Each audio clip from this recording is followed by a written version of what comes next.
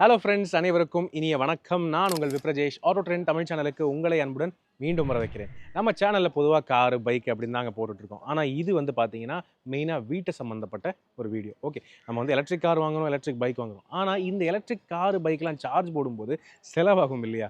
அது மட்டும் இல்லாமல் சம்மர் சீசன் அப்படின்னு இருக்கும்போது நார்மலாகவே இபி பில் எல்லாருக்குமே அதிகமாக தான் வரும். உதாரணத்துக்கு என் வீட்டிலேயே வந்து பார்த்தீங்கன்னா 7,000 8,000 அதெல்லாம் நார்மலாக வர்றது. சம்மர் சீசனில் 10,000 கிட்ட மேலேயே போயிருதுங்க. அப்படின்னு இருக்கும்போது பத்தாயிரத்துக்கு இவி வண்டியெல்லாம் வாங்கினா எந்த அளவுக்கு பில் வரும் அப்படின்னு எக்ஸ்பெக்டேஷன் ஒன்று இருக்கும். பொதுவாகவே electric car and bike use பண்ணுறவங்களுக்கு இந்த ஒரு கேள்வி இருக்குங்க. அவங்களும் இந்த மாதிரி பில் எல்லாம் கஷ்டப்பட்டு தான் இருப்பாங்க. ஸோ இதை எப்படி பீட் பண்ணலாம் அப்படின்னு கேட்டிங்கன்னா, நான் இப்போ சென்னைக்கு வந்திருக்கேன். இங்கே வந்து பார்த்தீங்கன்னா சோலார் ரன் அப்படிங்கிற ஒரு பிராண்டை தான் வந்து எல்லாரும் சஜஸ்ட் பண்ணாங்க. அதாவது எதுக்காக அப்படின்னு கேட்டிங்கன்னா, சோலார் பேனல் இன்ஸ்டலேஷன். ஓகே, அதாவது இப்போ பார்த்தீங்கன்னா கவர்மெண்ட் நார்ம்ஸ் படி அவங்க வந்து மானியம் கொடுத்துட்ருக்காங்க, சப்சிடி கொடுத்துட்ருக்காங்க. சோலார் பேனல்ஸ் இன்ஸ்டால் பண்ண வீடுகள் எல்லாத்துக்குமே சப்சிடி கொடுத்துட்ருக்காங்க. அது வந்து காரணம் எதுக்கு அப்படின்னு கேட்டிங்கன்னா, பில் ரெடியூஸ் பண்ணுறதுக்கு. இப்போ மாதம் வந்து 10,000 ரூபா பில் வருது. அந்த பில்லை பாதிக்கும் கம்மியாக குறைக்கிறதுக்கு இந்த சோலார் இன்ஸ்டால் பண்ணால் உங்களுக்கு குறையும் அப்படின்னு சொல்லிட்டு ஒரு அஷூரன்ஸ் ஒன்று இருக்குது. ஸோ அதுக்காக வாங்க எந்த மாதிரி சோலார் இன்ஸ்டாலேஷன்லாம் பண்ணுறாங்க, என்ன மாதிரி பேசிக் டவுட்ஸ் எல்லாம் இருக்குது, இந்த டவுட்ஸ் எல்லாம் கிளியர் பண்ணுறதுக்கு வந்து பார்த்தீங்கன்னா சோலார் ரன் பிராண்டோடைய founder, one of the founder, அவர் வந்து நம்ம கூட இருக்காரு. அது மட்டும் இல்லாமல் அவர் கூட பேசுறது மட்டும் இல்லாமல் இன்ஸ்டால் பண்ணுறது மட்டும் இல்லாமல் இந்த மாதிரி சோலார் இன்ஸ்டாலேஷன் ரீதியான டவுட்ஸ் எல்லாமே கிளாரிஃபை பண்ணிக்கலாம். வாங்க வீடியோக்குள்ளே போகலாம்.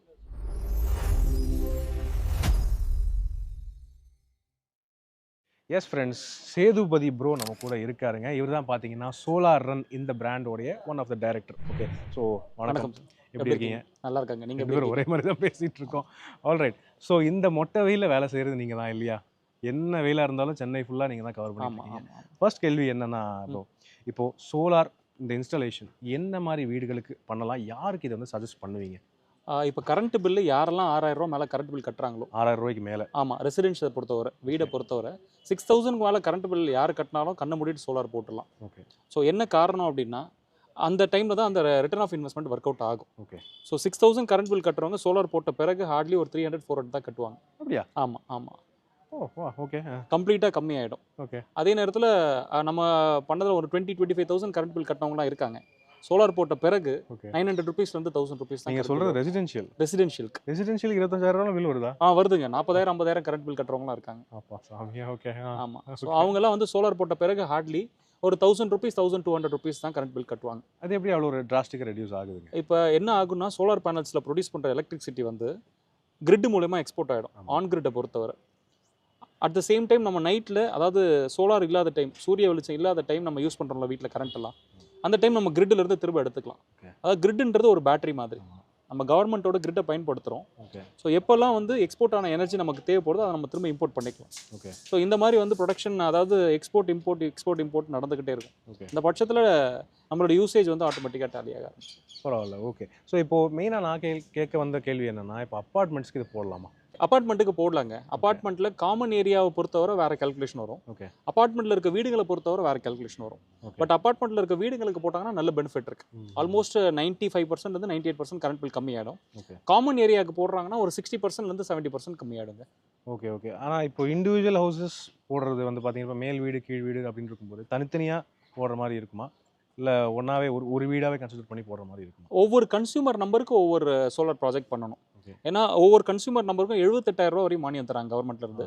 ஸோ ஒரு இண்டிவிஜுவல், அதாவது ஒரு வீட்டில் வந்து 4 ஃப்ளோர் இருக்குது, 4க்குமே தனித்தனி கன்சியூமர் நம்பர்னா 4க்கு தனித்தனியாக சோலார் சப்சிடி வாங்க முடியும். ஓகே. சரிங்களா? அது ஒவ்வொரு ஃப்ளோருக்கும், அதாவது ஒரு ஃப்ளோருக்கு 5 கிலோவாட், ஒரு ஃப்ளோருக்கு 4 கிலோவாட், ஒரு ஃப்ளோருக்கு 3 கிலோவாட்னா ஒவ்வொரு ப்ராஜெக்ட்டையும் தனித்தனியாக பண்ணிவிட்டு அதுக்குன்னு தனி இன்வெர்ட்டர், ஏசிடிபி, டிசிடிபி, எர்த்திங் எல்லாமே தனித்தனியாக பண்ணுற பட்சத்தில் ஸோ எல்லாருக்கும் இண்டிவிஜுவலாக வந்து கரண்ட் பில் கம்மியாகிறதுக்கு வாய்ப்புகள் ஜாஸ்தியாக இருக்குது. ஓகே. இப்போது கிலோவாட் கணக்குன்னு பார்த்தோம்னா அதிகபட்சம் எவ்வளோ கிலோவாட் இன்ஸ்டால் பண்ணலாம்? அப்படி அதிகமான கிலோவாட் இன்ஸ்டால் பண்ணுறது நெசசரியா? கிலோவாட்ன்றது எப்படி கால்குலேட் ஆகும்னா, ஒரு வீட்டோட கரண்ட் கன்சம்ஷன் எவ்வளோ ஆகுதுன்றதை பொறுத்துட்டாங்க. ஓகே. ஃபார் எக்ஸாம்பிள், இப்போ ஒரு எலக்ட்ரிக் கார் சார்ஜ் பண்ணுறாங்க, இல்லை எலக்ட்ரிக் பைக் சார்ஜ் பண்ணுறாங்கன்னா ஒரு சர்டன் யூனிட்ஸ் வந்து அவங்களுக்கு தேவைப்படும். ஆமாம். ஸோ அது உதாரணத்துக்கு ஒரு 300 யூனிட் தேவைப்படுது ஒரு டைம் சார்ஜிங்க்கு. ஒரு 2 மாதத்துக்கு ஒரு 6 டைம் சார்ஜ் பண்ணுறாங்கன்னா ஒரு 2000 யூனிட்ஸ் ஆயிடுச்சு. ஸோ அந்த 2000 யூனிட் தேவைப்படுதுன்னா மினிமம் ஒரு 6 கிலோவாட்லேருந்து 7 கிலோவாட் போட்டுட்டாங்க அப்படின்னா ஸோ டேரெக்டாக அந்த கரண்ட்டை யூஸ் பண்ணி அவங்க சார்ஜிங் போட்டுக்க முடியும். 6 கிலோவாட்ன்றது ஒரு நாளைக்கு பார்த்தீங்கன்னா ஒரு 30 யூனிட் வரையும் ப்ரொடியூஸ் பண்ணும். ஓகே. அப்ராக்சிமேட்டாக நான் சொல்கிறேன். ஓகே.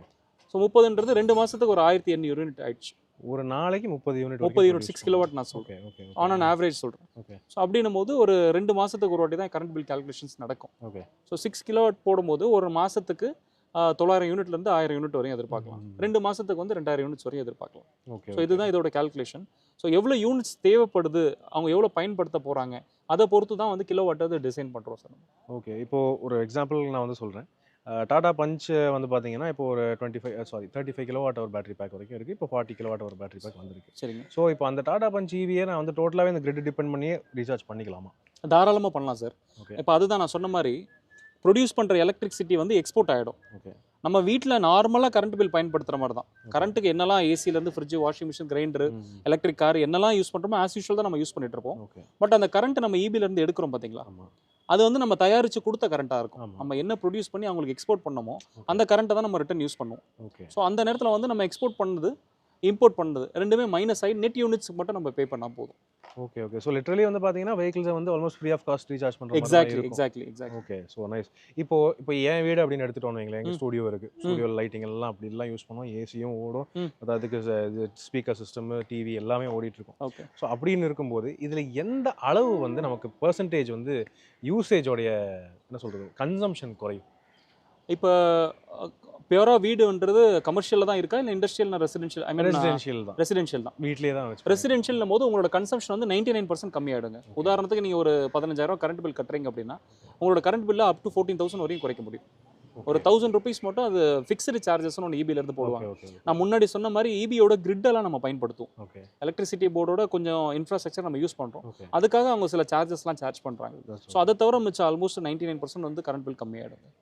ஓகே ஸோ இப்போ அடுத்த கொஸ்டின் என்னன்னா, இப்போ இன்கேஸ் நம்ம வீட்டில் ஒரு 7 கிலோவாட் வரைக்கும் இன்ஸ்டால் பண்ணியிருக்கோம் ஓகே சோலார், ஆனால் அந்த அளவுக்கு நம்ம கன்சியூமே பண்ணலை, ஓகே அது வந்து எக்ஸ்போர்ட் ஆகிருச்சு. சரிங்க. அதனால நமக்கு ஏதாவது பெனிஃபிட் இருக்கா? இல்லைங்க, அது நெக்ஸ்ட் மந்த்துக்கு கேரி ஃபார்வர்ட் ஆகிடும் பில். அதாவது இந்த ஏப்ரல்ல இருந்து நெக்ஸ்ட் மார்ச் வரையும் கணக்குங்க. ஓகே நம்ம எக்ஸஸ் யூனிட்ஸ் இருக்குன்னா அப்படியே அக்யூமுலேட் ஆகி கேரி ஃபார்வர்ட் தான் ஆகுமே கண்டி. ஓகே கவர்மெண்ட்ல இருந்து மானிட்டரி அதுவும் நமக்கு வராது. அப்படியா? ஸோ நெக்ஸ்ட் மார்ச்சுக்குள்ள நம்ம அதை கன்சியூம் பண்ணிடணும், அது ஒரு போனஸ் மாதிரி இருக்கும் நமக்கு. வச்சிருக்கணும். மார்ச்சுக்குள்ள கன்சியூம் பண்ணிடணும். அப்படி சப்போஸ் கன்சியூம் பண்ணலன்னா அந்த யூனிட்ஸ் வந்து எலாப்ஸ் ஆகிடும். ஓகே ஸோ நம்ம யூசேஜாக தான் டாலி பண்ணணுமே கண்டி, அது மானிட்டரியாக நமக்கு எதுவும் வராதுங்க. ஓகே இப்போ மெயினான விஷயம் காஸ்ட் ஆஃப் இன்ஸ்டாலேஷன். Okay. எந்த மாதிரி கிலோவாட் சோலார் பேனல்ஸ்க்கு எந்த அளவுக்கு காஸ்ட் நீங்கள் வந்து சார்ஜ் பண்ணுறீங்க? இப்போ வந்து ஆல்மோஸ்ட் ஒரு 3 வருஷம் 4 வருஷத்துக்கு முன்னாடி இருந்ததோட கம்பேரிட்டிவ்லி இப்போ நல்லா குறைஞ்சிருக்குங்க. ஓகே இப்போ 3 கிலோவாட் பார்த்தீங்கன்னா ஆல்மோஸ்ட் ஒரு 2,15,000 ஸ்டார்ட் ஆகுது. ஓகே அப் டு 5 கிலோவாட் வரையும், அதாவது 5 lakhs வரையும் நம்ம பண்ணிட்டு இருக்கோம். நான் சொல்றது வந்து 10 கிலோவாட் ப்ராஜெக்ட் சொல்லிட்டு இருக்கேன். Okay so 3 kilowatt starting from ஒரு 2,15,000 அப்ராக்சிமேட்டாக வருதுங்க. ஓகே ஏன்னா நம்ம அதுக்கான ஸ்ட்ரக்சர்லேருந்து குவாலிட்டிலேருந்து எல்லாமே கொஞ்சம் ப்ராப்பராக பண்ணிட்டு இருக்கோம். ஓகே இதில் வந்து 78,000 சப்சிடி வந்து கஸ்டமரோட அக்கௌண்ட்டுக்கே 15 டேஸில் வந்துடுது. அதாவது 2,15 மைனஸ் ஒரு 78,000 போட்டால் ஹார்ட்லி ஒரு 1,40,000 வந்து கன்சியூமர் செலவு பண்ணுற மாதிரி இருக்கும். ஓகே அதுவுமே வந்து பேங்க் சைட்லேருந்து நல்ல சப்போர்ட்ஸ் இருக்குது. பேங்க் சைட்லேருந்து ஒரு 10% பே பண்ணாங்கனாலே பேங்க்கில் 90% கொடுத்துட்றாங்க. ஸோ இதை இஎம்ஐயாகவும் நம்மளால் பண்ண முடியும். எக்ஸாக்ட்லி. காருக்கு போடுற பெட்ரோல் காஸ்ட்டு ப்ளஸ் வீட்டுக்கு கட்டுற கரண்ட் பில்லு ப்ளஸ் சிலிண்டர் வாங்குறதுக்கு பதில் எலக்ட்ரிக் ஸ்டவ், இந்த காஸ்ட் எல்லாத்தையுமே ஆட் பண்ணி நீங்கள் இஎம்ஐயாக கட்டுறீங்க அப்படின்னா ஹார்ட்லி ஒரு 3 இயர்ஸில் நீங்கள் என்ன பண்ண செலவு பண்ணீங்களோ அதை உங்களுக்கு நீங்கள் ரிட்டர்ன் எடுத்துடலாம். ஸோ இதுதாங்க கான்செப்ட். எலக்ட்ரிக்கில் நீங்கள் வந்து கார்ஸ் வாங்கினாலும் சரி, எது வாங்கினாலும் சரி, இந்த மாதிரி சோலார் ஒன்று இன்ஸ்டால் பண்ணிட்டீங்கன்னா அதை வந்து ஆல்மோஸ்ட் ஃப்ரீ ஆஃப் காஸ்ட்டில் நீங்கள் ரீசார்ஜ் பண்ணிக்கலாம். ஃப்ரீ ஆஃப் காஸ்ட்டில் யூஸ் பண்ணுற மாதிரி தான் இருக்கும். அந்த நீங்கள் இன்வெஸ்ட்மெண்ட்டோட அந்த ரிட்டர்ன் ஆஃப் இன்வெஸ்ட்மெண்ட் அந்த டைமிங் மட்டும் பண்ணிவிட்டு அதை தாண்டி ஃப்ரீயாக யூஸ் பண்ணுற மாதிரி தான். ஆமாம் சார், ஆல்மோஸ்ட் 25 இயர்ஸ் வரையும் வந்து இது பெனிஃபிட் கொடுத்துட்டே இருக்கும். அது ஏன் அந்த 25 இயர்ஸ்? பேனல் மேனுஃபேக்சரர்ஸ் எல்லாம் சொல்கிறதா நம்ம சொல்கிறோம். பட் இப்போ கன்சியூமர்ஸ்லாம் கூகுள் பண்ணி பார்த்தாலும் up to 40 years 45 years use ஆகிற பேனல்ஸ்லாம் இன்னும் இருந்துட்டு தான் இருக்குது. ஓகே ஆமாம், மேக்ஸிமம் வந்து 40 இயர்ஸாக இருக்கிற பேனல்ஸ்லாம் இருக்குது. பட் மேபி அந்த டைம் வந்து அதோட எஃபிஷியன்சி குறையறதுக்கு வாய்ப்புகள் இருக்கலாம். நம்ம 25 இயர்ஸ்னு சொல்கிறது பேனல் மேனுஃபேக்சரர்ஸ் கொடுக்க வாரண்டி கேரண்டி பீரியட் நம்ம சொல்லிடுவோம். நீங்கள் கொடுக்குற வாரண்டி எத்தனை இயர்ஸ்? 25 இயர்ஸ் கொடுத்துருவோம். 25 இயர்ஸ்க்கு வாரண்டி கொடுக்கும். ஆமாம் ஆமாம் ஆமாம். Okay nice. இப்போ இந்த வெயில் மழை இதெல்லாம் தாண்டி என்ன மாதிரி கண்டிஷன்ஸ் நீங்கள் ஆக்சுவலி பார்க்க வேண்டியது இருக்குது? இது வந்து சுற்றி வந்து ஷேடோ இருக்கான்னு மட்டும் பார்க்கணும் சார். ஓகே அதாவது நம்ம போடுற சோலார் பேனலுக்கும் தாண்டி மரம் இருந்ததுன்னா அந்த ஷேடோ பட்டு ப்ரொடக்ஷன் வந்து கம்மியாகும். கரெக்ட். ஸோ அது மட்டும் நம்ம கண்டிப்பாக கன்சிடர் பண்ணணும். ஸோ இப்போ அடுத்து மே மாதம் வருது. எனக்கு தெரிஞ்ச ஷேடோலாம் எங்கேயுமே இருக்க வாய்ப்பு இல்லை. அப்போது இன்னும் நிறையாவே ப்ரொடியூஸ் ஆகுமா? ஆமாம் சார், ஆமாம். அதாவது சோலார் பேனலை பொறுத்தவரை வெளிச்சம் தான் அதிகமாக தேவை. வெயிலை விட வெளிச்சம் தான் அதிகமாக தேவைப்படும். ஸோ வெளிச்சம் பட வந்து ப்ரொடக்ஷன் வந்து இருந்துக்கிட்டே தான் இருக்கும். நம்ம ஊரை பொறுத்தவரை 320 நாள் வந்து நம்ம சோலார் எதிர்பார்க்கலாம். அது 40-45 நாள் கண்டினியூஸாக மழை பெஞ்சிட்டு இருக்கும். மழை பெய்யும் போது எலக்ட்ரிசிட்டி ப்ரொடியூஸ் ஆகாது. பட் வெளிச்சம் படும்போது கண்டிப்பாக எலக்ட்ரிசிட்டி ப்ரொடியூஸ் ஆகிட்டு தான் சார். ஓகே. இப்போ ரிகார்டிங் வந்து ஈவி மார்க்கெட்டை பொறுத்தவரை, இப்போ நீங்க இன்ஸ்டால் பல வீடுகள்ல பண்ணியிருப்பீங்க. ஓகே. கிட்டத்தட்ட ஆயிரக்கணக்கில வீடு பண்ணியிருப்பீங்க. ஆமா. அதுல வந்து எலக்ட்ரிக் வெஹிக்கிள் யூசர்ஸ் என்ன மாரி ஃபீட்பேக் குடுத்துருக்காங்க உங்களுக்கு? அதுதான் சார் அவங்க பெட்ரோல், டீசல் செலவு பண்ண காசை கம்ப்ளீட்டாக நலிஃபை ஆயிடுச்சு சார். ஓகே. ப்ரொடியூஸ் பண்ணுற எலக்ட்ரிசிட்டியை ஆல்மோஸ்ட் வீட்லேயே வந்து எல்லாருமே சார்ஜ் போட்டுடுறாங்க. ஓகே. சார்ஜ் போட்டு எல்லாருமே ரொம்ப எக்ஸார்பிட்டண்ட்டாக யூஸ் பண்ணிட்டு இருக்காங்கன்றது எங்களோட ரிவ்யூ சார். ஐ மீன் எங்களுக்கு கிடைச்ச ரிவ்யூ. இன்ஃபேக்ட் வெறும் எலக்ட்ரிக் பைக் மட்டும் வச்சுருந்தாங்க, எலக்ட்ரிக் காரும் வாங்கிட்டாங்க. அட் த சேம் டைம் வந்து வீட்டில் வந்து சிலிண்டர் யூஸ் பண்ணிருந்தவங்களாம் இந்த ஆல்மோஸ்ட் ரீப்ளேஸ் பண்ணி இப்போ எலக்ட்ரிக் ஸ்டவ்வுக்கு கன்வெர்ட் ஆகிட்டாங்க. இண்டக்ஷனுக்கு ஸோ நல்லா யூஸ் பண்ணிட்டு இருக்காங்க சார், நல்லா போயிட்டு இருக்கு. ஸோ இந்த மாரி பேனல்ஸ் இவ்வளோ பெருசு பெருசா வச்சிருக்கீங்க. இப்போ எந்த அளவுக்கு கிலோவாட்டுக்கு எவ்வளோ பெரிய பேனல்ஸ் தேவைப்படும்? மெயினா ஆக்சுவலி இதுக்கு ஸ்பேஸ் எவ்வளோ தேவை உங்களுக்கு? ஒரு 3 கிலோவாட்டை பொறுத்தவரை 200 சதுரடி வரையும் தேவைப்படும் சார். 200 square feet. 5 கிலோவாட் பொறுத்தவரை ஒரு 300 இருந்து 350 ஸ்கொயர் ஃபீட் வரையும் தேவைப்படும். ஓகே. ஸோ ஒரு பேனலோட சைஸ்ன்னு பார்த்தீங்கன்னா 8 அடிக்கு 4 அடி. ஓகே. அதுலேயும் இப்போ நிறைய டாப்கான்லாம் வர ஆரம்பிச்சிருச்சு. 700 வாட்ஸ் வரையும் பேனல்ஸ் எக்ஸாக்ட்லி சொல்லப்போனா இந்த சைஸ். ஆமாம், இந்த சைஸ். ஓகே. ஸோ அதை பேஸ் பண்ணி தான். அது இல்லாமல் நார்மல் வீட்டு ரூஃப் டாப் பொறுத்தவரை இப்போ மினிமம் 600-700 ஸ்கொயர் ஃபீட் மேலே தான் இருக்கும். ஆமா. அதனால் ஸ்பேஸ்ன்றது ஒரு பெரிய கன்ஸ்ட்ரெயின்ட்டாக இருக்காது. ஓகே. எங்களை பொறுத்தவரை ஷேடோ இல்லாத இடமா இருந்ததுன்னா சஜஸ்ட் பண்ணலாம் சார். சுற்றி ஓகே. ஷேடோ இல்லாமல் ஒரு க்ளீன் ஸ்பேஸ் கிடைக்குது அப்படின்னா தாராளமாக சோலார் போயிடலாம் சார். ஓகே. இப்போ இந்த மாரி இன்ஸ்டால் பண்ணிட்டோம்னா 25 இயர்ஸ் வாரண்டி குடுத்துட்டீங்க. பட் மெயின்டனன்ஸ் அப்படிலாம் இருக்கா?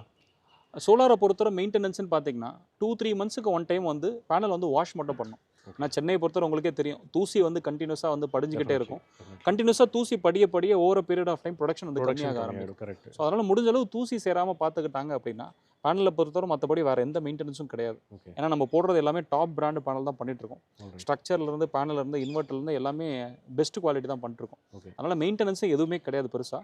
பட் பேனலை வந்து 3 மந்த்ஸுக்கு ஒரு வாட்டி க்ளீன் பண்ணுறது எங்களோட suggestion sir. Okay. At the same time technical maintenance ஏதாவது இருக்குது, அதில் உள்ள இருக்க ஒயரிங் ஏதாவது லூஸ் ஆகுது, இல்லை MC4 கனெக்டர் இருக்குது, இல்லை ஃபியூஸ் இருக்குது, இல்லை மற்ற விஷயம்ஸ் ஏதாவது ஆகுது அப்படின்னா 200% ஆகாது. ஃபஸ்ட் கேஸ் ஏதாவது ஆகுதுனா கூட நம்ம கம்பெனிலேருந்து 24 ஹவர்ஸ்க்குள்ளே நம்ம சரி பண்ணி கொடுத்துட்றோம். ஸோ அது வந்து 5 இயர்ஸ்க்கு வந்து நம்ம ஃப்ரீ ஆஃப் காஸ்ட்டில் பண்ணுறோம் சார். ஓகே. நீங்க இப்போ வந்து கவர் பண்றது Chennai area, Chennai and surrounding area. Chennai, Chengalpattu, Tiruvallur, Kanchipuram 4 டிஸ்ட்ரிக்டும் பண்ணிட்டு இருக்கோம் சார். ஓகே. நம்ம சப்ஸ்கிரைபர்ஸ் பெரும்பாலான மக்கள் இருக்கிறதுமே அந்த ஏரியா தான். ஓகே. ஓகே. ஸோ அப்படின்னு இருக்கும்போது உங்களுக்குமே யூஸ்ஃபுல்லாக இருக்கும். அண்ட் நேயர்களுக்கு மெயினாக இந்த டவுட்ஸ் எல்லாமே கிளாரிஃபை ஆயிருக்கும் அப்படின்னு நினைக்கிறேன். So EV car buyers don't worry. இந்த மாதிரி நீங்கள் சோலார் இன்ஸ்டால் பண்ணிட்டீங்க உங்கள் சொந்த வீட்டில் அப்படின்னா நீங்கள் சேமிக்கலாம். மெயினான ஹைலைட் அதுதான், சேமிக்கலாம். ஃப்ரீ ஆஃப் காஸ்ட்டுக்கு சார்ஜ் பண்ணுற மாதிரி தான் கணக்கு உங்களுக்கு. So it's actually fantastic. Great. Thank you for this opportunity. Yes friends, நீங்கள் உங்கள் வீட்டில் சோலார் பேனல்ஸ் இன்ஸ்டால் பண்ணுறதுனால எந்த அளவுக்கு லாபம், எந்த அளவுக்கு உங்களால் சேமிக்க முடியும், அண்ட் இபி பில்லில் எந்த அளவுக்கு குறைய வாய்ப்புகள் இருக்குது, இந்த மாதிரி விஷயங்கள் எல்லாமே உங்களுக்கு புரிஞ்சிருக்கும் அப்படின்னு நினைக்கிறேங்க. இன்னைக்கு இந்த விவரங்கள் அண்ட் இந்த டெமோ காமிச்சது நமக்கு சோலார் ரன் அப்படிங்கிற பிராண்ட். ஸோ சோலார் ரன் அவங்க வந்து பார்த்தீங்கன்னா சென்னையோடைய சுத்தோட்டாரத்தில் காஞ்சிபுரம், சென்னை, செங்கல்பட்டு இந்த சைடில் எல்லாமே எல்லா வீடுகள் அண்ட் எல்லா ஃபெசிலிட்டிஸ்க்குமே சோலார் பேனல்ஸ் இன்ஸ்டால் பண்ணிட்டு தான் வந்துட்டு இருக்காங்க. மேலும் விவரங்களுக்கு அவங்களுடைய கான்டாக்ட் நம்பர் நான் மேலே ஸ்க்ரீனில் கொடுத்துருக்கேன். அவசியம் தாராளமாக நீங்கள் அவங்களை தொடர்பு கொள்ளலாம். இப்போதைக்கு உங்களிடமிருந்து விடைபெறுவது அன்புடன் விப்ரஜேஷ். மேலும் பல வீடியோக்களில் சந்திப்போம். நன்றி, வணக்கம்.